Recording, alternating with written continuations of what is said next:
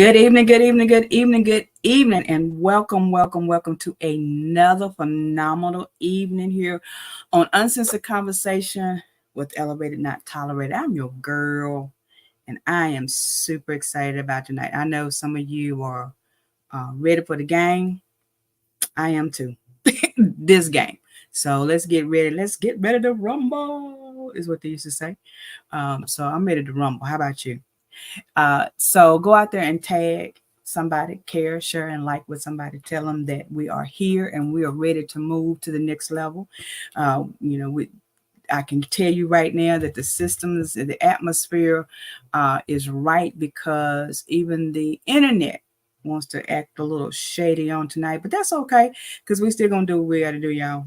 Do y'all know me by now? They know that I don't let any of this stop me. About 30% of the time. I don't have time for it to stop me.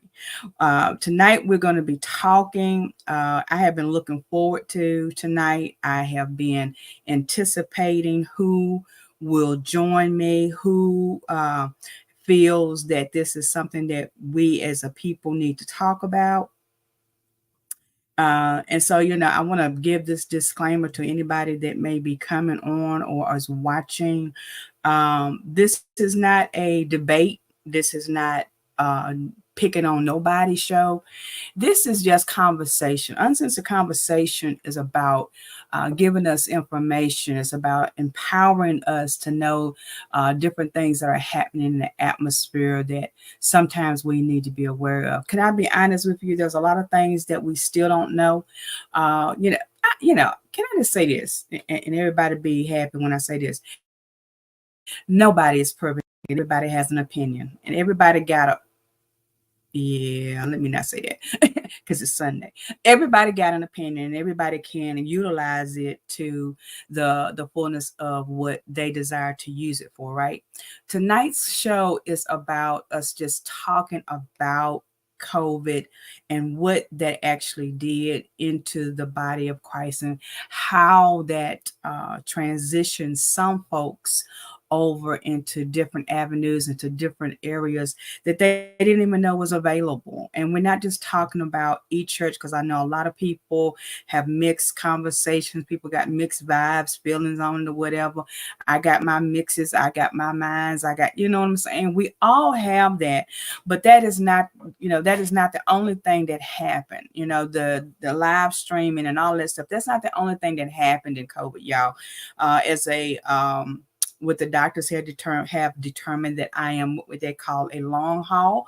There's a lot of things that I didn't know that I would experience until COVID hit physically. I'm talking about my health, what it was like to go strictly online with certain things. It was how we communicated with people, how you were able to keep in contact with some people, what you had to do to stay healthy in the atmosphere. And so for me, COVID, it was an eye opener. It was something that we as individuals need to come in grips with and just say, look, some things that we didn't know. There were some things that we weren't prepared for. And not only not just in the Christian community, however, but also in our life in general. There's people that will never understand how crucial, the actual pandemic, if you will, is because COVID still does exist. People still catch it. I had another second battle with it, but it wasn't as intense as the first battle that I went through. But that doesn't mean that it's gone anywhere. What it means is that how we look at it and how we are prepared for it now is different from when it happened, if you will, in 20, because I'm a firm believer that COVID was already out there. We just wasn't aware of it. If I had reached out to this young lady, she would probably tell you that, she was the first person that told me, COVID has been there. It always has been there. You just didn't know it. And, even when I got sick, And again, this young lady, if I was to have her come on, and maybe I will bring her on at another time when we're discussing it. But this is a thing. Hey, Lady Jefferson, thank you so much for being with me, my friend. I definitely appreciate you. I hope your wonderful husband is going to be sitting there with you so he can give me some input on this topic on tonight. But see, this is the thing. This young lady that when I caught COVID, she's a former high school, well, she's still a classmate of mine from high school, and she and I stay in contact. When she found out that I was in the bed, because she's in the medical industry, when she found out I was in the bed sick, she called me and she said, Vic, you got to get up. There's some things that you got to do. These are some things that you got to understand, and that, don't let the shenanigans of the media fool you. And she, she empowered me. She educated me on some things that I didn't have. I wasn't paying that much attention. Can we be honest? Sometimes we hear stuff going on and we're just not paying attention. And I wasn't. I can be honest with you. I did everything that I thought I was needing to do so that me and my family would be safe. Right. When my boss said, do you want to go home and work from home? I said, oh, sign me up for the okay. It's because at that time, the biggest thing that we knew that it was highly contagious, right? And so I'm not going to get into all of the medical ends of that, because I know there's a whole lot of, things that we could talk about that part of it that I'm not going to get into. Should you do this? Should you do that? I'm just going to say there were some things that I was not aware of. There were some things that I, as an individual, because at the time I was working for LabCorp as a healthcare billing specialist at the time, and I saw cases where people were going to the doctor, getting vaccinations and all of these things, and I still was in the dark about certain things, even though the company, and I got to give a shout out to LabCorp, y'all, I got to give a shout out to them. When the information came through for them to give it to us, they gave it to us, right?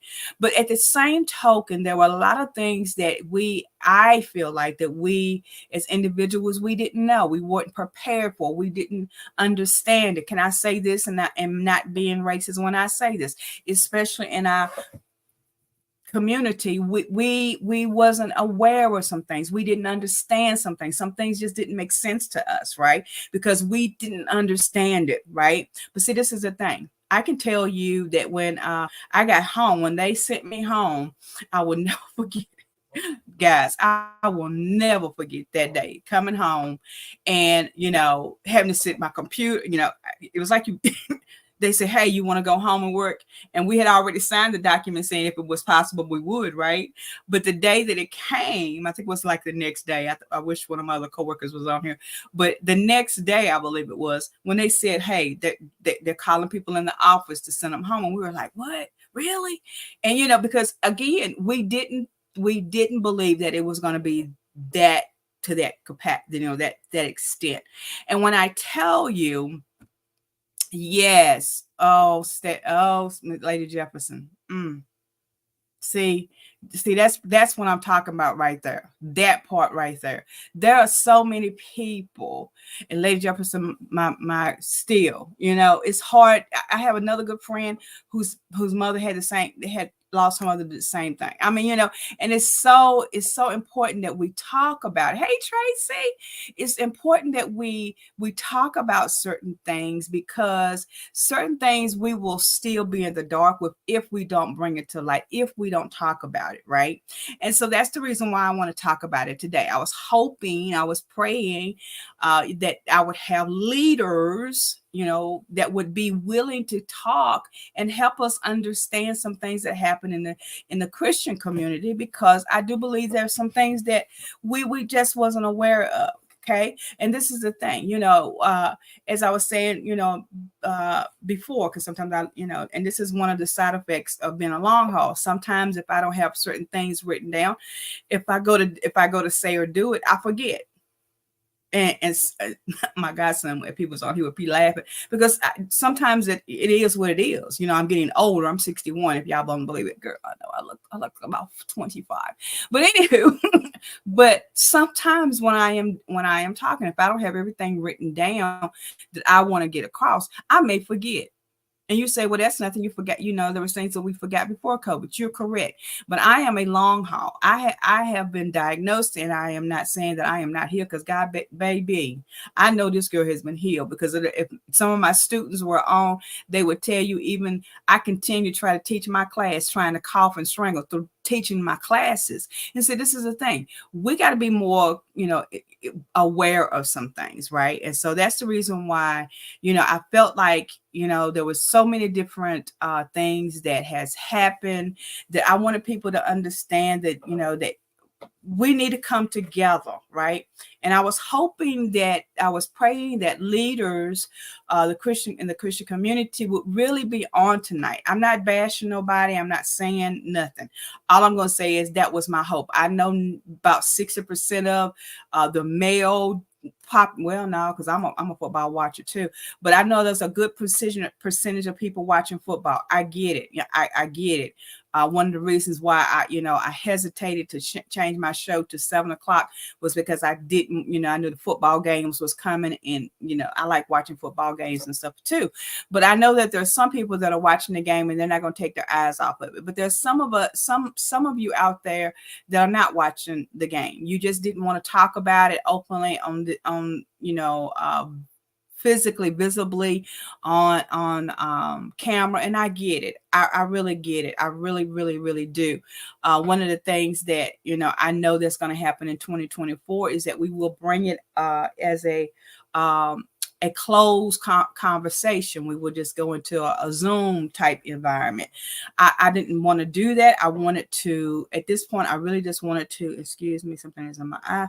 I really wanted to keep this open where people could talk, and leaders could give us more input and prepare us and show us some things. So, I got to say that I'm a little disappointed, but I knew that this was going to be a challenge for some people that just did not want to talk about it.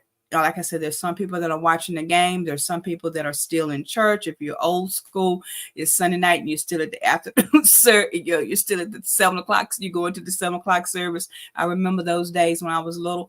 But there are just some people that just didn't want to talk, and I get it. And I'm not mad at nobody. I will encourage you, if you are out there listening, watching, or will watch later. Hey, Coach K, thanks so much for joining. If you're out there watching right now, or you may watch later, then this is what I'm going to ask you to do. I'm going to ask you, if you're watching and you don't want to come on camera, I get it. Go ahead and put some comments into as we're talking, because this is going to be an open conversation.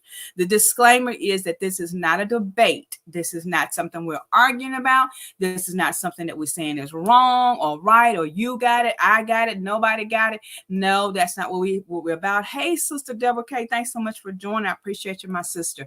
See that, but this is the thing. I want you to understand that this is a conversation of growth, because we all have areas that we need to grow in. Let me tell you something. If you are a leader in any avenue, and see, that's the thing. I think people got kind of caught up with the title of leader. I was talking about church leaders, but if you're a leader in general, there are certain things that you and we need to make sure that people understand. Right. And so that's the reason why I wanted people to come on and be able to talk. But guess what? I got some great people that's watching that I'm sure I can have some conversation with, and we can share. But if you do watch this later, please feel free to put your comments in. If you're watching by the wayside and you do not want to be on camera, I get it. You're still more than welcome to put your comments and your opinions into the comment section, and we will handle it accordingly. If you don't want to do that and you want to inbox me on the sideline, I got two phones sitting right here. One phone and two devices that I can look down and see who is. And if y'all don't know, that's what I'm doing. I got two devices that I can look down and say, okay, Sister Sally wants to ask this question, but she don't want to ask. Sister say, Brother James want to tell you the answer to how he feels on this topic, but they don't want to come on. I can do that. I am very discreet. If you've ever been to any of my conferences where it's confidential conferences, you'll know that I will keep your identity to the max, to the place. But I just believe that this is a conversation that we need to have, because in the Christian community, you got to remember, our churches, we are resources. We are people that people come to when ain't nothing else, if they can't go nowhere else. Hey, Deborah Gravett, thank you so much for watching. But this is a place where, the churches, the physical buildings, if you will, is where people go, and they, as often as they assemble themselves together, look, we can throw some scriptures out. Some of my Bible scholars that are watching, Kay, and all you that are Bible scholars, or if you will, you can pull your Bibles. So when I make a reference, y'all can pull it for me, okay? Because I don't have it in front of me. I do not have my Bible sitting right in front of me. But this is the thing: when when people look at the church, the synagogue, the church, wherever it is, be it on the be it live stream or be it in physical alignment, this is the thing: you got to understand something, that people are generating to see some things. They need directions, right? As often as I have gone to church, and now I haven't been today, I not in the physical, I've been in e-church. Y'all don't hate on me, but I've been in e-church today. But check this out. There are some times that we as individuals have to understand that the church is where people go to get direction. When something happens, we run to the church, we run to the physical building. And sometimes we need to come together as people in different areas to talk about some things, right? So that people understand. You don't give direction and let people just fend for themselves, guys. That's not how it works. When we give out directions, we follow through by giving explicit directions and understanding, so everybody knows what's going on, right? So the reason why I wanted to talk specifically about the church community as it relates to the before, the during, and after with COVID is because we lost a lot of what has been labeled as generals in the gospel, generals of the body of Christ. We lost a lot of leaders in the pandemic that, some people are still not over it, right? There were several people, leaders that I knew personally that passed through during the COVID time.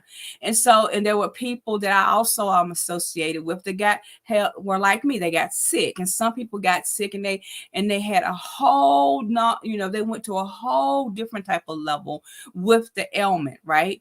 And so if we were not prepared in some areas, I feel like it's important that we as a community come back together and start talking about it.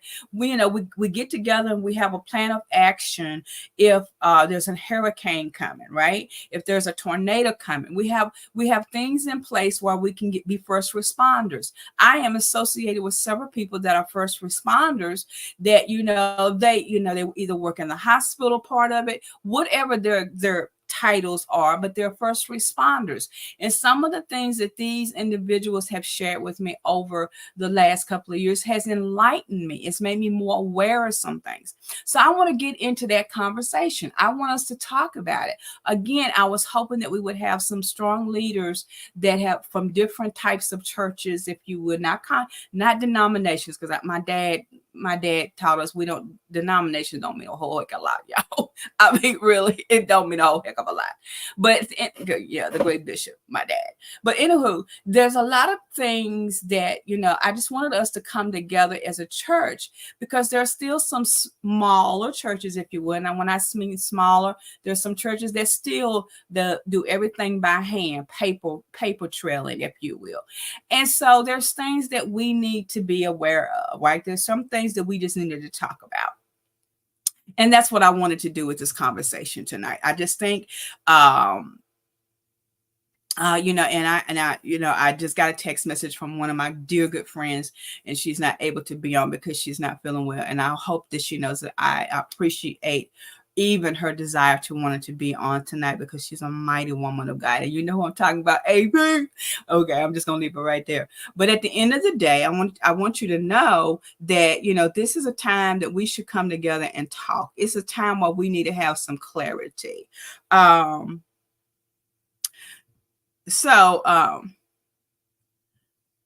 Give me 1 second. I'm multitasking. Somebody put some questions in that you or statements that you have about what did it look like to you for COVID.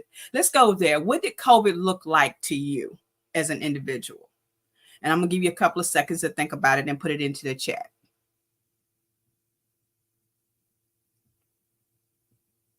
And if y'all don't say nothing, guess what? I'm gonna keep it moving. Okay, I'm gonna keep it fresh because I do have another show that I got to be on at 8 o'clock. Oh, Jesus. And I don't mean that disrespectfully, y'all. I'm just saying this is a multi night for me. I'm gonna miss a whole lot of the games, and I'm gonna be upset. Oh, hey, Lady Carrie's out there. Thank you so much for joining. Thank you so much for joining. So many of you that I really appreciate you taking out the time to put your information out there for me. All right, so here we go. So y'all see me grab my glasses. Don't laugh at me because my eyes are getting old. Lady Jefferson says it was a scary time for me. Lady Jefferson, it was a scary time for I believe about 90% of the people. And, and I'm going to even say, especially in the church community, because, it was a time where we just wasn't really prepared. Let me rephrase it. The disclaimer I'm saying is, I don't think I was really prepared. And I had friends that are in the government that started warning me. Like I said, my best friend from high school, who is in the medical profession, they warned me of some things, but it didn't make sense. And so when everything really started happening, it was scary. It came to a place, oh my God, it was, and we'll get into that too, Lady Jefferson. It was a place that we say we don't have the guilt, the spirit of fear. We don't, but we do have the spirit of concern when we don't understand and we don't know. And that's where we really, why we had to go from, why we were really pushing in certain avenues. We were afraid, if you will, because we just didn't know the outcome. We just didn't know how it was going to play out. Some of the things that took place, we weren't sure that's how it was going to do. I don't know about you, but when they first started shutting down schools, and because I got my babies, y'all know my babies is my world. But when they started shutting down schools, my first thing was, no, I don't want them into the schools because they could get COVID or what have you. And Kay, that's a good point. Yeah, we didn't know if this was our last go round in it. We didn't know if the information we were given were trustworthy. I have a good friend. I was hoping she was going to be on too, but I had a good friend who's a trainer, and some of the things that she shared with us, it didn't, it was like, wow, really, this is what we're dealing with. See, but this is the reason why we as a church community needed to be more aware, because you can have doctors, lawyers, and Indian chiefs in your congregations and they still not operate. And I know somebody's going to disagree with me, and I know I'm ready for that, because this doing what I do doesn't come easy without knowing some people are going to jump on me, right? Okay, but this is the thing. And please, I'm putting up the comments as they come, so you can please feel free to read them. I might leave them up for a few minutes so that I don't forget them. But this is the thing. When it all started happening, we just didn't know how to act, right? And so when people say, oh, well, it wasn't that big of a deal, can I be honest with you? Yes, it was a big deal. Right. And some people say, oh, it's of the devil. Look, let's wipe that part off. Right. Because, we're not challenging that. That's not a part of the conversation where it came from. What we're talking about is, were we ready? Did we have enough in our own cliques, if you will, in our own churches that we were prepared? Deborah says, what I noticed doing it is COVID is some people did not cover up the way we were supposed to. And they spoke and said that it was we trusted in God. God, we didn't need a mask, but I disagree. We need to do our part and spread it even further. Deborah, I kind of agree with you on that, because there's some people that never thought about putting on a mask. They thought, and you still have people that don't. I can tell you about me. I don't do it all the time now. There's certain, when I'm outside, there's certain places that if I'm in the car by myself, but there's certain things that we didn't take. You can. See, Deborah, I want to touch on that a little bit in a nice way, because this is the true fact of the matter. Can we just say this? We too trust God, but we also, God allows us to have common sense. And I think sometimes we miss that part of the boat. I think sometimes we miss the common sense part of the boat. I think sometimes, the common sense that God has given us, we still don't use it, y'all. Can I be honest with you? Sometimes our mouths open up too quickly, and we don't even hear the words that's coming out of our mouths, right? So everything did happen suddenly, Kay. That's right. And when the reality hit, yeah, it was already out there, and some of us missed it. I truly believe that I had COVID in 19 because I got the flu and couldn't get rid of it. Ended up having a whole host of other illnesses that came. That was in 19 was when I was diagnosed with type 2 diabetes.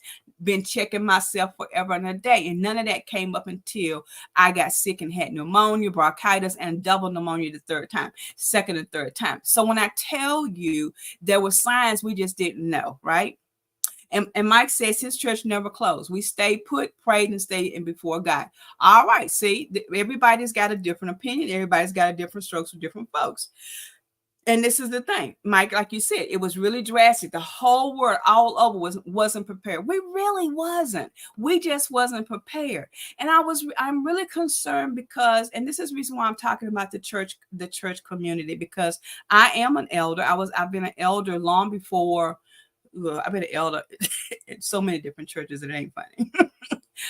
Mike, I have several family members and best friends that work in the hospital, and one of my best friends, she caught COVID so many times that it ain't funny. And she was a nurse, and she covered up like everything. So again, but this is the thing. The reason why, as an elder, I have concerns, right? And this is one of my concerns, and y'all come and chime in with me. What do we do now that we know that this is a possibility? There's things that can happen if we're not ready, right? So my first question is, and please, these were some of the questions that we had people that actually came in the room with me. This is one of the questions that I have, and I want y'all to give me your opinions. And again, the disclaimer is this: there is no wrong or right answers. We're not fighting against anybody's opinions or beliefs, because everybody has one, right? Can I say this again? Everybody has one. Okay, right, Mike, the ventilators. I'm telling you that took over. That really did take over.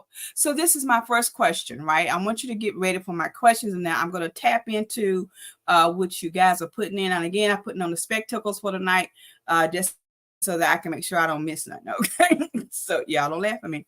So this is the thing, and I'm going to put Kay's statement up first, and then I'm going to go into my questions, right?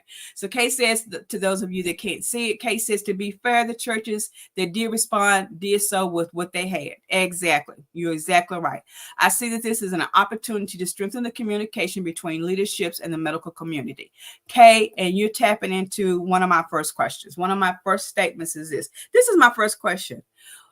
For those that are, let's see, how do I want to say this?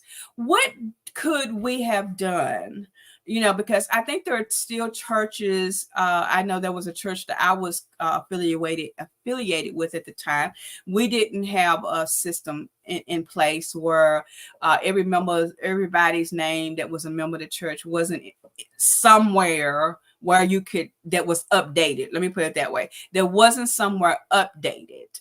that we knew how to reach out to people. Because see, this is the thing. I feel like, could it have been that when we did find the information, we didn't know how to send it out to the people? So give me your opinions on that. How could we have better communicated? Because Kay brought that up. How could we have better communicated when we're on a smaller level? Because not every church is full with computer whizzes and people of that nature, right? How could we, and knowing now, what can we do to make sure that we know who is a member of our church, what their name is and addresses and all that stuff? Give me your feedback on that, because I think for me, that was not the church that I was a part of at that time, because we knew everybody's phone number. But what about those churches that, you have more people than you have people that are able to keep up with? What could we do now, knowing that so we can be prepared? Because there's some churches that still don't know who was a member of the church and who won a member of the church. Y'all chime in and help me out. So I'm just going to pop up the comments that's coming up so you guys can see it. Okay. Okay, and y'all can see the statement. Kay says local and state government to stay abreast of the latest preparedness and how the church may contribute. I agree, because this is the thing. Can I be honest with you? Churches, the first social services was developed and started in a church. And that was how, if you go back in your history, and I used to work for social services, and those of you that are past social services employees can chime in with me on this. This is the thing. Social services started into the church. That was the first social services, and later, as time progressed, the government came in and took care of that, and they started running it. So how we look at that, how the government could help us be prepared, and some of that is because we got to make sure that we got all of that paperwork into so people can contact us.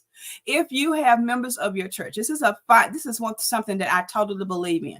If you have people that are in your church that are in the medical field, then there's a great opportunity for our churches to allow those people to speak to the church. It's not always about, this is my opinion, y'all can hate me later, but it's not always about the preaching in the pulpit. Sometimes you need the teaching in the seats.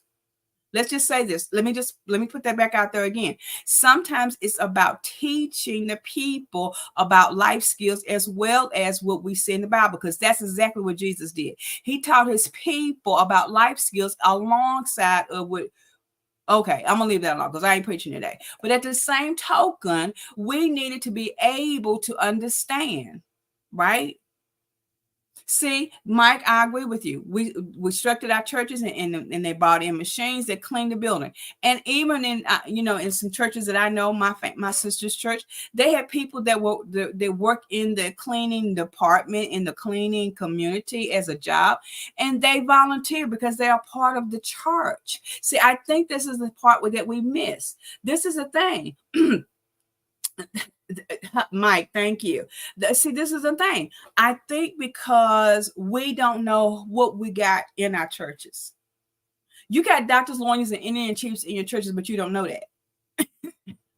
That tickles me to this day. One of my friends at one of the churches that I just left, I didn't find out that she was a nurse until we were months later. We were together, and she said something about, I was talking about my diabetes, and she said blah blah blah blah blah blah. And I said, "You sound like a nurse," and she said, "Well, I am." And I was like, "Oh, I didn't know that." But see, this is the thing. If you don't know what's in your church, can you utilize what's in your church? If we've got doctors, lawyers, and Indian chiefs, and I'm saying it that way, if you got doctors, lawyers, and Indian chiefs in your church, this was a great opportunity to put some other things in place and allow these individuals to be able to speak so that they would know how to help the members of the church. Because there's a lot of elderly people, and I'm not trying to pick on the elderly because I'm 61, so what does that tell you? But there's a lot of elderly people, that didn't understand all of this gobbledygook that people were throwing out there. But as a church body, if we allow those people that's in our congregation that have the skills, that have been trained to help educate the people of the church, then maybe there were some places that we could have increased, right? And so I'm just giving some tidbits. I'm just thinking about some things that we maybe can prepare our churches to do differently this time. Maybe we need to be able to have some things in place. And I'm going to go back one in just 1 second. Smaller churches may have a quarterly membership review, put it in the announcements to encourage members to provide updated information. Kate, I'm a firm believer in that. Kate, y'all know me. I'm one of those people that I believe it's important that we have a system in place where I know how to get in touch with you. We do it on our jobs all the time, do we not? Do we say to our people on our jobs, okay, if you change if you change positions or you change addresses or whatever, make sure you update it with your boss. Hey, think about it like this. If you didn't have something in place where your churches could be aware of it, then you need to make your churches aware of it. Hey, this is what you need to do. You need to make sure you reach out to Secretary Sally and tell Secretary Sally, look, my address has changed and this is my new phone number and this is it. This is the thing. Confidentiality needs to be kept in all churches. I don't know about you. I don't know who I'm talking to on the day. Maybe I'm talking to nobody. Maybe I'm just talking. But at the end of the day, we need to make sure that we have people in place that can take information and will keep information confidential, first of all. And that's the reason why some people don't like to give information. I'm just going to be honest, because there's some places I've been, I didn't want to give my information either.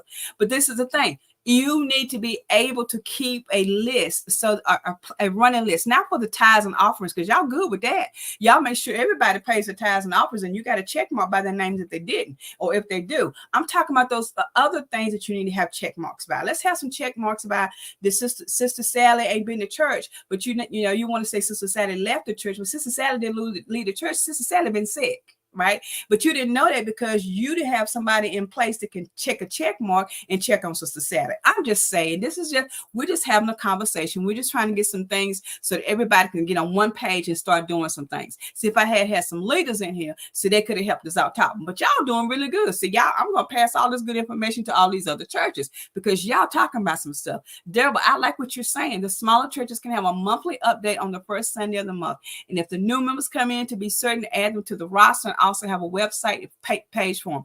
We need to have something in place where pastors can be able to, where leaders need to have some people in place. Sometimes you might need to fire your secretaries if they ain't doing their job. I don't know. I'm not a pat. Well, sometimes you got to start digging into some things and looking at some things to get it together. I'm just giving us some suggestions. Miss Carrie, Pastor Antonio, I'm telling you that I have not met him in person, Miss Carrie, but you reach out to Pastor Antonio and tell him I said, from what I've heard from his members, he owned it. And I appreciate having him on it because this is the thing. We have to make sure that we communicate things in order for people to know that we're on top and we're caring about some things. We can't just keep going willy-dilly and not have some things in place. I'm telling you, it's a time and a season for us to be more in tune to the people and places and things that are with us. Every last one of my students that comes to my class, I know what their phone numbers is. I know what their addresses is. And some of them are on the other side of the world. But check this out. I still was able to reach out to them and let them know I was thinking about them. Do you need anything? Have you got cookies and cream? Have you got some sanitizers? Have you got some wipes? There were things that we were able to keep in touch with because I guess they were my church. I'm going to say it like that. But this is the thing. We had it in place. We need to get more in tune to putting them things in place to keep people informed, right? This is the other thing. Miss Deborah, thank you so much, Coach Deborah. She's a coach too. She says the larger churches can do the same, but I have the ministry with different leaders per 100 people to keep in touch and keep paperwork updated monthly at the first of the month. Also, it would take discipline, but it can be done.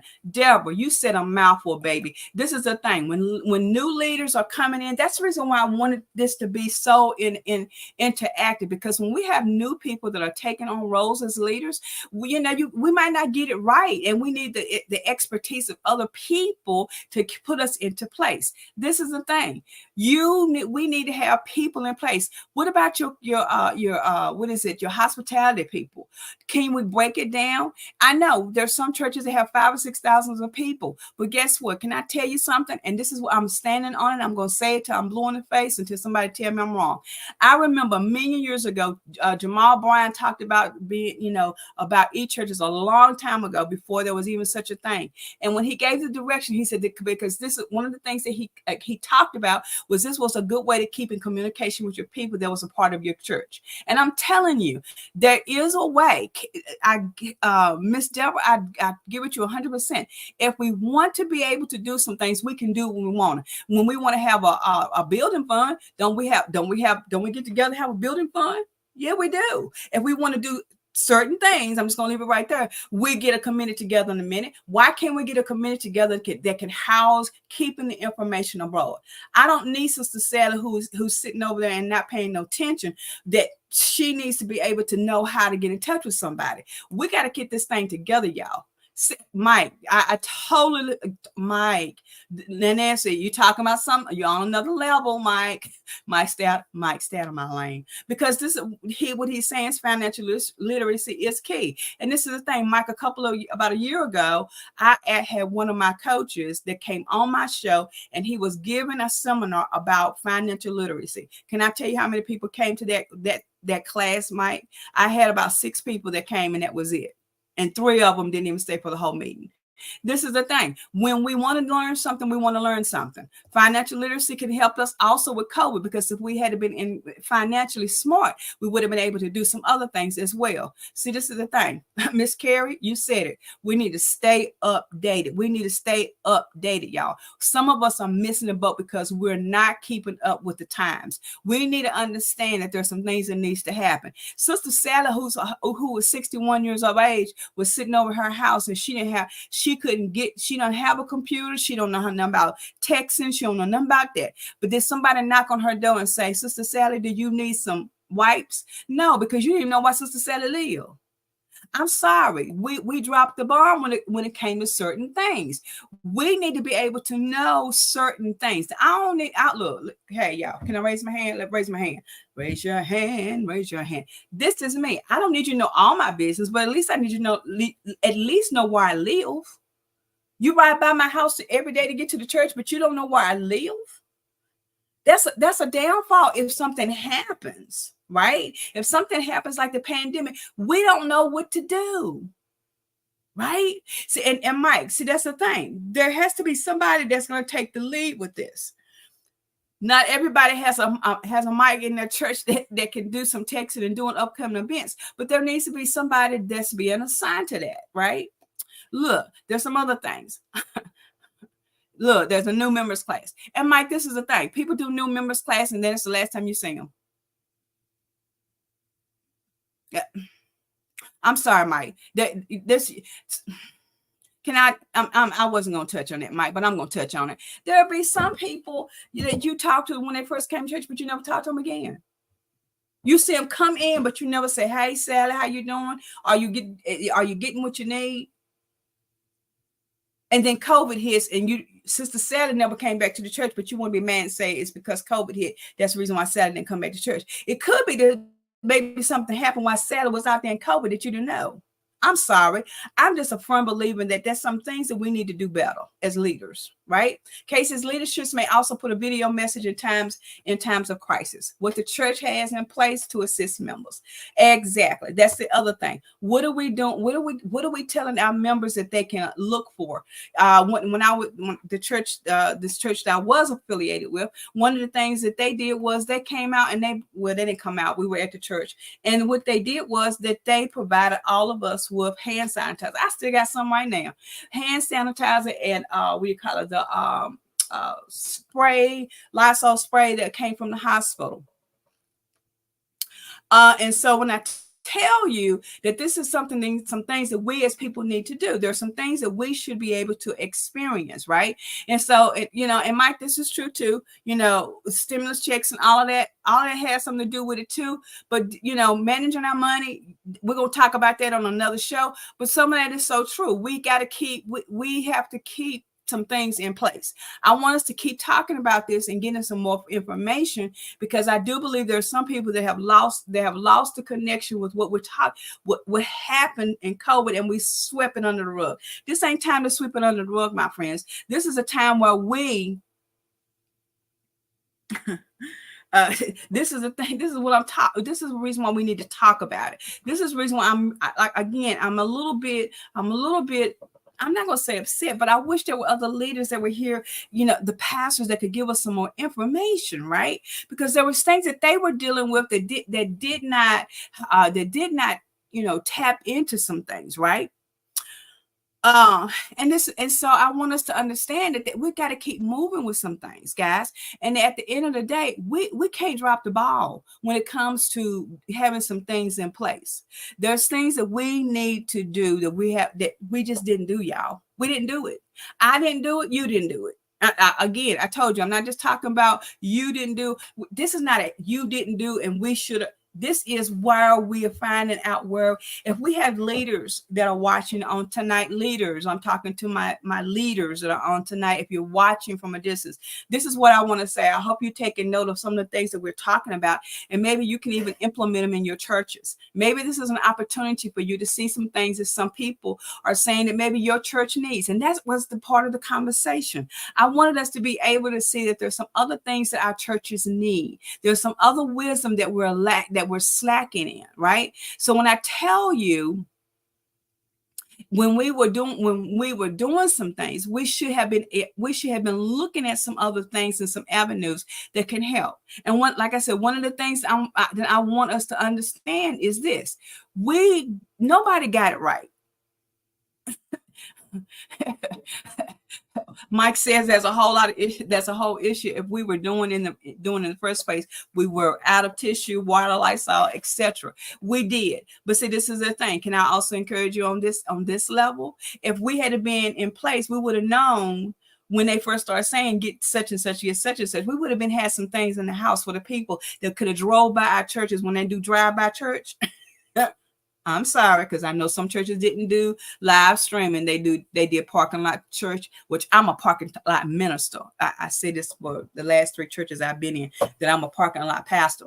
They said no. But anywho, that's another story. But if we had been having some supplies on hand, we would have been able to pass that out during the time. Now, Mike, you're bringing up another statement that I want to touch in, because we do have I'm trying to get through this. So this is a thing. This is my next question. How did we help our congregations when it came to mental health? How did we prepare them? Because see, this is the thing. Pastors got sick, deacons got sick, the bishops, all of these people. I don't care what your title was. You could have been a senior mother of the church. And during that time, we lost, like I said in my opening statement, we lost a lot of journals through this process. We lost journals of the gospel in this process. And did we know how to deal with it? So Mike brings in a statement, and I appreciate it. Mike says mental health was another issue when it came to the pandemic. Many people didn't know how to stay in the house with their loved ones and build a stronger relationship. That's a 2-part statement, Mike. Mental health, it works on both ways. Mental health issues, when they came, we didn't handle it well. We as a church, I'm sorry, we could have done better. We could have had some of our mental health counselors and people that are working in the health departments and all of those places set up hotlines. Hey, I'm giving some. Are you leaders that are coming forth? Are you leaders that are still working through some processes? Let me tell you, have somebody in your place that can do a mental health hotline. As a certified master life coach, one of the things I believe in that we all need, we need to have people that in place that can help with mental health. Mental health is an issue, y'all. I don't care what you say. You can take it, like it, lump it. I don't give a flying cheeseburger, ham sandwich about it. Mental health is in the churches, it's in the congregations. You got people falling out and look, mental health is a whole program that we as people in the house of God should be able to deal with. And y'all want to say it's not in the Bible. Y'all want to say we're going against what's in the Bible, that you're teaching people not to trust God. That's not what we're saying. God allowed these people to get this education. You got pastors that are mental health counselors. Come on, y'all, let's get with it. We got pastors and preachers and teachers that are mental health directors. So are you saying that they're not of God? You're lying, because they are. This is the reason why we need to utilize them. The churches are built up of people of all walks of life that have a lot of knowledge and wisdom that we're allowing to sit on the pews and be sabotaged and not do work in their gifts. I'm sorry, there's more to be done. Mental health counselors and teachers should be a part of what your church is teaching. You should have something set up where you can have some mental health talks. I know some churches, we go through this process of we're having conferences or whatever, and we set it up. I'm telling you, one of the things that I like to do at my conferences, and we're getting back into that coming up in the next year, but this is the thing. I want to have people that are always coming to these events that can give information, right? That can give information. I want to go to Mike's second point. Many people didn't know how to stay in the house with their loved ones. You know why? Because Mike, I'm going to say it. Mike, you ready for this one? They needed to attend the positive self-building class, building positive relationships. Because one of the things that we have to talk about is how we do deal with relationships. I'm telling you, one of the reasons why I am so excited about teaching this class is because we do need to learn how to build those relationships. It's just that it's relationships across the board. We need to be more in tune with how this works, right? People look, if you're in my class, I'm going to say this. I have opened up the doors of the positive self-building class for people to come so that we can talk about what is building a relationship means. Because suppose you have to go back into the house again and you can't get out and you with Johnny. Let's be prepared. Can I also tell you something else that happened during the pandemic that people were not aware of? More domestic violence, more child abuse. There needs to be somebody in place that can spot that in your church. You got doctors, lawyers, and Indian chiefs, but you got people that are getting beat up every day, and we're missing it. Let's have some programs in place where people can talk about these issues. I'm sorry. I'm an advocate for having people in place that can help other people do some things. I can't do it all. I don't want to do it all. If I was in some of you leaders' positions and you got 5 to 500 people, have some of those people break out into some groups. I can give you a look. I got some people that have taken my class, that I can certify you as spiritual counsel facilitators so that you can understand what it's like to talk to some people in that avenue. It's some things that we need to learn how to do. We got spiritual coaches and we got spiritual counselors and we got spiritual therapists that we can put in place. If you don't have a buddy system, look, reach out to me. I got some people that are licensed therapists. I'm talking about PhD doctors kind of stuff. I'm a certified master life coach, but guess what I can't do? I can't write you no prescriptions. I ain't gonna do it. I stay in my lane. But what I can do is I can transfer you over to those people who have more of the capability of doing just what they need to do. There's a lot of things that we didn't talk about. We're not talking about people that we need to talk about, right? There's some avenues that we need to cover. There's some people, places, and things out there. There's some serious work that we need. We're building these mausoleums of churches, but we're not putting in place things that's going to help us even when we finish hearing the pastor preach on Sunday. We got some phenomenal speakers. Can I just tell you, I'm a phenomenal speaker myself. When I get into the anointing, I'm behind the pulpit because I can preach before, during, and after the pulpit. This is me. I don't have to have a pulpit. I can preach outside the pulpit. But check this out. This is the thing. Do you have people that are in place that can help you outside of the pulpit? I know in Miss Carey's church that their pastor got people that's in place. They're doing some things. And they're a smaller congregation from what I understand and what I see. But it doesn't matter the size of your church. It doesn't matter. Numbers don't. See, that's the thing. You get into how many people do you have in the church? How many titles do you have in the church? None of that makes any difference when you got people that's falling by the wayside, people. That's all I'm saying. There's a lot of things that we should have done that we didn't do. And maybe that's the reason why some of the leaders didn't want to come on the show and talk about it. But I want you to come on the show and talk about it because we need help. Are we not our brothers' keepers? Are we not supposed to be helping understand some things, some avenues and journeys that we need to cross over? My friends, this is a time in the season. COVID did a lot. COVID pulled off the band-aids of some things that we should have been talking about a long time ago in the churches. Do you know that there were some people that didn't even know what to do? Mike, there were people that, yeah, they didn't know how to deal with John sitting beside them every day. They didn't understand that because we thought, oh, we were just going to tell them to read the Bible. But suppose John didn't even read the Bible before COVID. How you going to make John read the Bible after COVID? I'm just saying, there's things that we need to teach in our churches, y'all, that are biblically found, right? They are biblically based, that we're not taking advantage of. We want to pick and choose what scriptures we want to use and what scriptures we want to talk about. But there's scripture in the Bible, there's scriptures in the Bible that talks about us helping our brothers and sisters in certain ways. We got to get more in tune to that, y'all. We got to go back to the old ways, if you will, when you says, study thyself to be a pro. Study. That means if you are talking about mental health, go in the Bible and study what mental health looked like back then, because it was there. Hello, we had some cray craze in the Bible, y'all. That's the reason why that's the reason why God has trained up some doctors, lawyers, and Indian teachers in your church, because this has happened before. Don't be so subdued with the possibilities. Okay, y'all know that I'm scratching my head. Y'all know what that means, right? It don't mean that my heart needs to be washed. It don't mean that I got nothing in my heart. It just means that God is speaking. So this is the thing. I want you to be more prepared. I want us to be more prepared. There's some things that I want to give to the churches. I'm not rich and famous. I don't have millions of dollars in my pocket. Let's not talk about that. That's another story. But at the end of the day, there's some things that I may not financially at this very moment be able to give to you. But what I can do, I'm sorry, I put my spectacles back on. What I can do is that I can offer my services to help your people understand what coaching is like to help your people. It's not a big deal, y'all.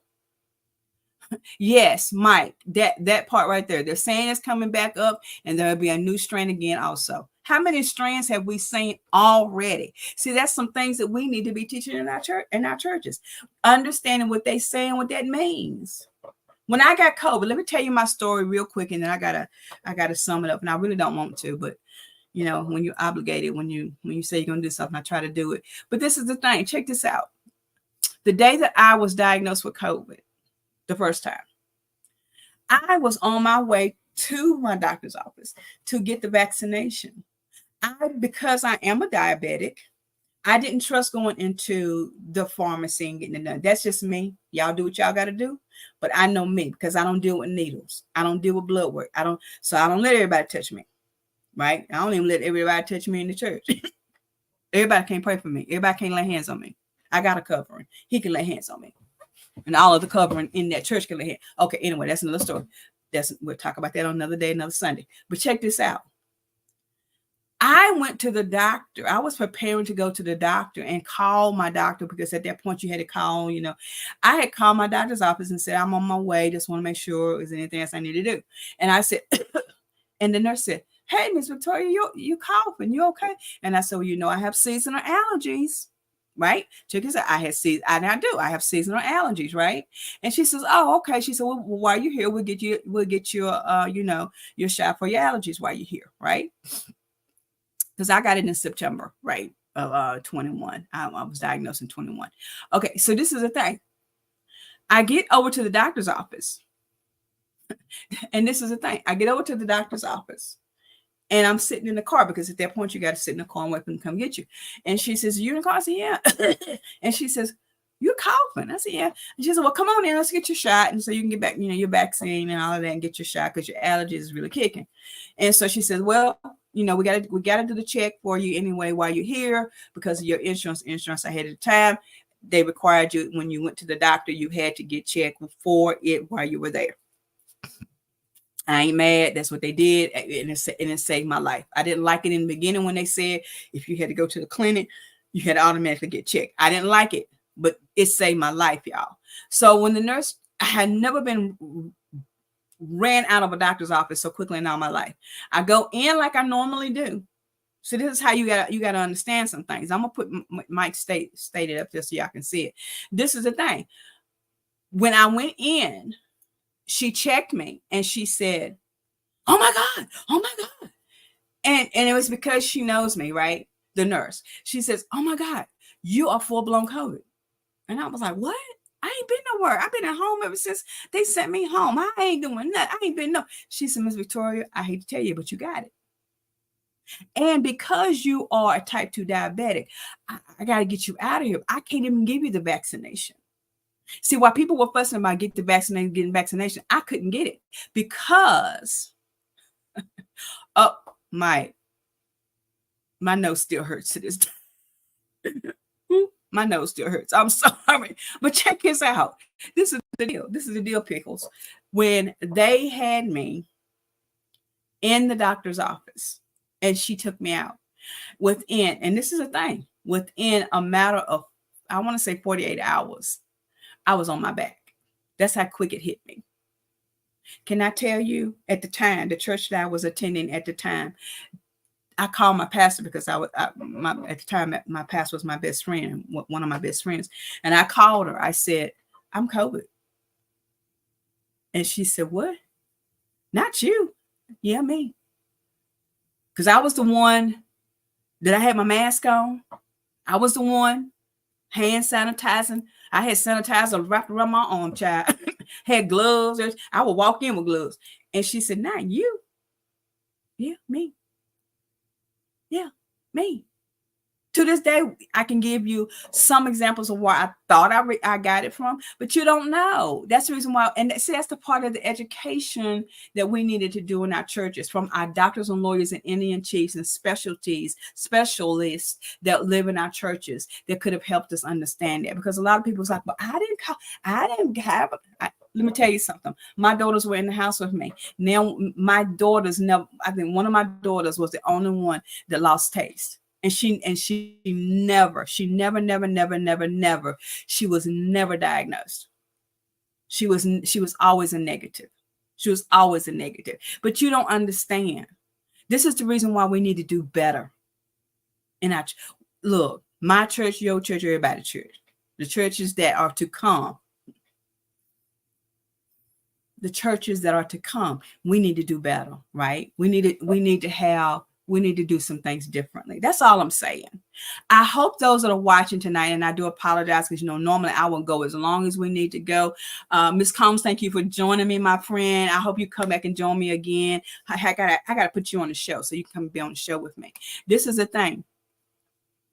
I want us to come back. I want you to come back so we can talk some more, because there's more things that I think we need to talk about. Maybe you guys out there can help me get the leaders out here and help us talk more in depth with this, because there's some things that we missed the boat on, guys. We just missed it. And I'm telling you, exactly, Mike, there's some tests that were accurate or weren't accurate. And, and that's the thing. And that's the thing. In my daughter's case, she went and had several, and she just never showed up. And I can't say that word right. I guess she might have been one of those people that, carry and don't know or whatever, but that was never determined either. So that's what I'm saying. There's things that we need to be educated in our churches, from our doctors, lawyers, and Indian chiefs that are a part of our churches.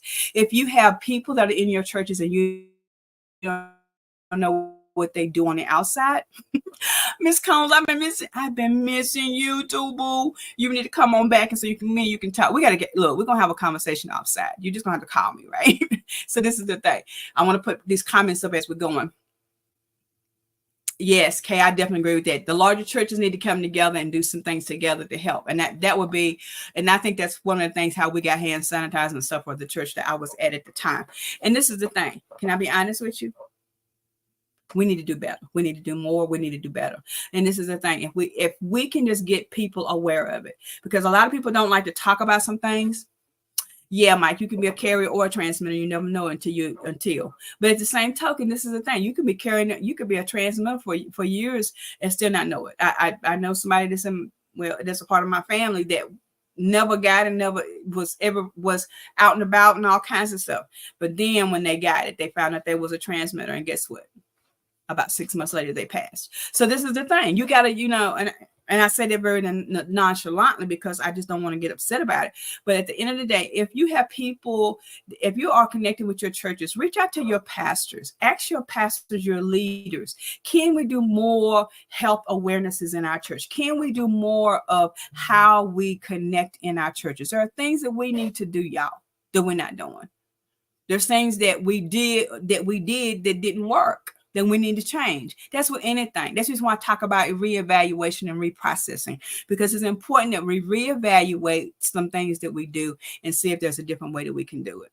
Guys, I really, really, really hate that I gotta go, but I have committed myself to be on my brother's show, which starts in about 5 minutes, and so I need to change gears, if you will, and go to another level. If you have a desire to be a part of my entourage of people that want to come on the show, please send me some information about topics that you want to see on Uncensored Conversation with Elevated Not Tolerated. I'm a big person. I like to support people. I like to do some things. I just need you to tell me what you want me to support, right? And guess what? I will send you some information that says, like, can you provide this, and this? If you can't provide it, you can't be on my show. I've got a young lady who's going to be coming on our show. She's going to be talking about lupus. I'll keep you more informed about that. There's some issues, some health things that I want us to talk about going into 24. There's a lot of events. I want you to stay tuned to my pages because I'm going to release a whole video about some things that are coming up, and I want you to be a part of it. But guys, I really hate to go, but I gotta go. You know me about time, and you're my students. I'm all about time. We will be back next week. You could probably be on my show if you just let me know. How about that? So guys, until next week, I need you to share, and like this video. Tell some people that we started talking about what happened before, during, and after COVID, and you missed it. Invite them to be with us on another show, and we will go more in depth with it. Until then, I'm going to remain yours and only. And I want you to always be elevated and not tolerated. Look for me Tuesday and Wednesday and Friday on Elevation Moments. You want to be right here at lunchtime. We'll see you real soon. Love you guys.